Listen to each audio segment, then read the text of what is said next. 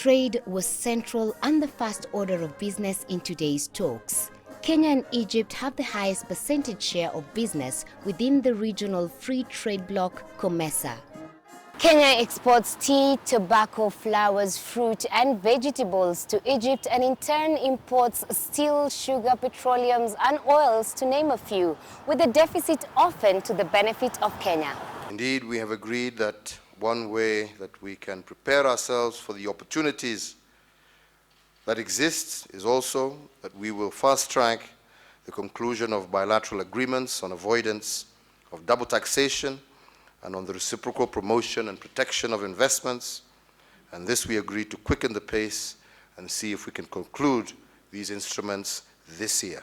We look forward also to enhanced trade using available opportunities, and during our bilateral discussions with President El-Sisi, we did agree to explore ways to see how Egypt's imports of Kenyan tea can rapidly rise again to previous levels when it was the #2 importer globally.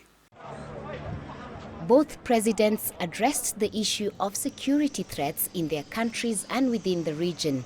Uhuru Kenyatta put a request to Egypt to help with peace efforts in South Sudan and Somalia, and further help fight terrorism and radicalization of the youth.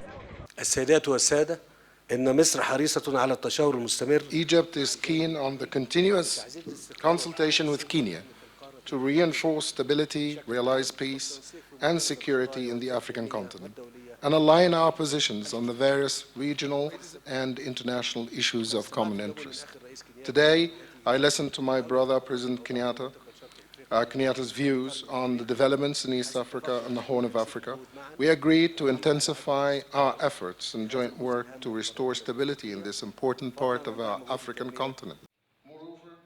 President Kenyatta announced that there will be joint meetings every year between the countries to fast-track and ensure implementation of the various agreements made today and in the past. Being part of the Nile Basin, Kenya's president has asked Egypt to ensure that the waters of the Nile are protected and are used equally to benefit all partners. Both presidents acknowledge the common aspirations and ties between the countries that date back to pre-colonial times and their intentions to further strengthen the ties to tackle today's issues and secure a better future for people of Egypt, Kenya and Africa. Soni Methu, CGTN, Nairobi, Kenya.